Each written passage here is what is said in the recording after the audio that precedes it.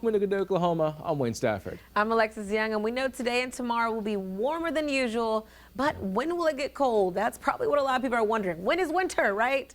Well, let's check in with meteorologist Conrad Sapinski. Conrad, any rain? What's coming with any of this weather? Good morning and welcome to another day of Good Day Oklahoma. We're taking a live look at downtown, and it is already looking beautiful. That sun is rising, and hey, good morning. It's always a great day when you're tuned in. I'm Alexis Young. Hey folks, I'm Wayne Stafford. Yes, we are warming up out there slowly as we start in our day. And a pretty mild winter that we're seeing this week's going to be pretty nice. I'm hoping so. So let's go ahead and check in with our first warning forecast. Speaking of bright and beautiful, hey Tulsa, we see your lights glimmering and shining. They literally are actually on the camera. Looking good out there, y'all. Well, guess what? Good morning. Welcome back to Good Day Oklahoma. I'm Alexis Young. Hey, I'm Wayne Stafford. A little bit warmer out there, feeling pretty mild. This winter has been very mild. You know, this winter is very different. I didn't bring a coat this morning to work, so I was very... You don't need one. Yeah, I was very happy about that. Which, speaking of which, you got to know how to get dressed for this morning. Let's check in with your first warning forecast. All right, Conrad. Well, it's time for our Kia steer clear traffic update. And we have some backups here in the metro, so let's go ahead and talk about it because there have been some delays. Now, northbound I-35 Flood Ave to I-40 is now a 54-minute drive from the Moore area into the city. ODOT is reporting at least 2 car wrecks that have happened on this roadway. So give yourself some time because it is pretty standstill. In fact, it's so standstill, people are only driving about 14 miles per hour.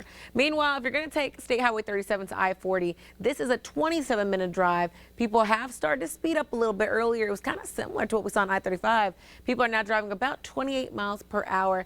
But let's take a live look up here because eastbound I-40 John Kilpatrick to I-44 is only a 9-minute drive. So if you're in the OKC northern area, you're going to be fine as a day. But just be mindful of I-35. Speaking of I-35, let's take a live look at our ODOT traffic that's showing that roadway. I-35 and South 89th Street, you can see they're just inching away, except for that left lane. You can see it's already standstill to the point where they're not even really driving.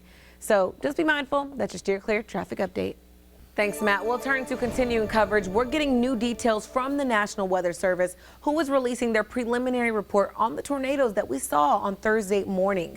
Damage wasn't just contained to the OKC Metro. In fact, if you take a look at this map, the National Weather Service in Tulsa is confirming a 5th tornado, which was reported in Winona, just north of Tulsa. Another update does include Purcell, where NWS has upgraded that tornado to an EF2. Surveys are still being done, so these numbers and ratings could actually change. Plus, a prayer vigil was held at our state capitol in honor of Renee Good, the woman who was killed by ICE in Minneapolis. Those who came together at the state capitol Friday are hoping that the nation can overcome a restless last few days. The folks that gathered are demanding for justice for Good. CJ Weber Neal tells us an incident like this is when the Oklahoma Standard can make a difference. I think that at times like this, we have to remember what the Oklahoma Standard is. And part of that standard is compassion and being able to do what we need to do as a community in order to make sure that we overcome turbulence, that we overcome disruption. Neil is encouraging everyone to reach out to their elected officials to voice the issues that matter. And the Oklahoma City Thunder are giving back to the community by putting their hands to work at a local nonprofit. Some Thunder players took a visit to Curbside Flowers, which is on Classen Boulevard in OKC, and they helped organize some bouquets. Now, Curbside Flowers helps people transition out of homelessness by providing not just resources or training, but also employment opportunities. I mean, I think it's great. I think anything that we can help be a part of a good cause is always a great opportunity to go and do. And so being out here, spending time with these people and just being able to give back is always great. Kason Wallace and Kenrich Williams joined Brandon Carlson, who also assembled some bouquets. So now it's time for your consumer news. So let's start off with our first story, where President Trump is wanting interest rates on credit cards to be capped at 10% a year. Now, the president said on Truth Social that Americans are being, quote, ripped off by credit card companies charging 20 to 30% interest rates. He said he wants the cap to start on January 20th. The president didn't say what legal method he would use to enforce a cap. Americans' credit card debt now exceeds $1.2 trillion collectively. Yeah, that would help a lot, yeah, for sure. Well, I know I got some credit card debt. Hey, moving forward, the U.S. economy added about 50,000 jobs last month. That's the estimate released Friday by the Bureau of Labor Statistics. It's down from the 64,000 jobs that were added in November. The number also falls short of the 55,000 new jobs that economists were expecting. Analysts blame trade and immigration policy, inflation, and high interest rates for fueling uncertainty that led employers to hire fewer workers. December's employment rate, though, fell to 4.4%, down from November's four-year high, which was 4.6%. All right, and Walmart and Google says their companies are working together to make it easier for shoppers to discover and buy items through Google's AI assistant, Gemini. The retail giant struck a similar deal with rival AI platform OpenAI's ChatGPT in October, and Walmart is trying to adapt to how shoppers are increasingly using AI chatbots to look for inspiration or save time. Okay, so personally, me, when I was hearing about this, I wouldn't use AI to shop. I don't know.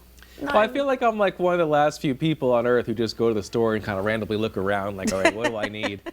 I don't go in with a list or nothing. I just grab stuff. I enjoy the chaos of that. I don't know. I guess call me I don't know, old-fashioned. A Scrooge. Yeah, I don't know, but I like the old way of things. I don't want a robot talking to me the whole time I went to shop. I don't know. Yeah. Conrad, how do you feel about AI? See, like, AI could be used in so many ways, but might as well keep it the OG way and just go to the supermarket and buy whatever you can. You know what I mean? It's time for national news. It is 8:24 this morning, and video from the scene of last week's deadly ICE shooting in Minneapolis is now at the center of a growing political firestorm. As investigators work to determine exactly what happened, leaders from opposite political parties say that they see very different things than the footage released so far.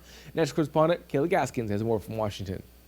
Well, a highly anticipated special city council meeting is happening today as city leaders are considering a proposed Islamic center in South Broken Arrow, and community interest has prompted extra security and a change in venue.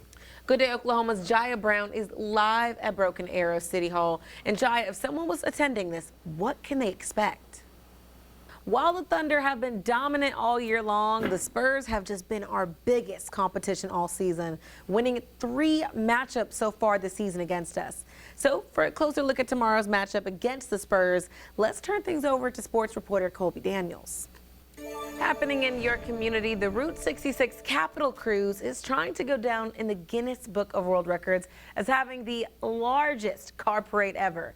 Lieutenant Governor Matt Pinnell, Tulsa Regional Tourism, and the Route 66 Commission made the announcement saying drivers from around the country are set to take part in this event. They're showcasing classic cars from the 1990s all the way to older ones.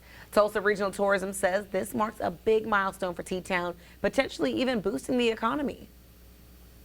What better way to celebrate the centennial of Route 66 in the capital of Route 66 here in Tulsa than not just having a big classic car parade, not just having one that people will say, oh, there are a lot of classic cars, but let's set a record. Let's set an official record, a Guinness World Record of the largest classic car parade, so that when people think classic cars, they think parades, they think Route 66, they immediately think Tulsa. All right, well, in the words of Ludacris, it's time to roll out. If you want to go out to the parade, it's May 30th. There you go, roll out.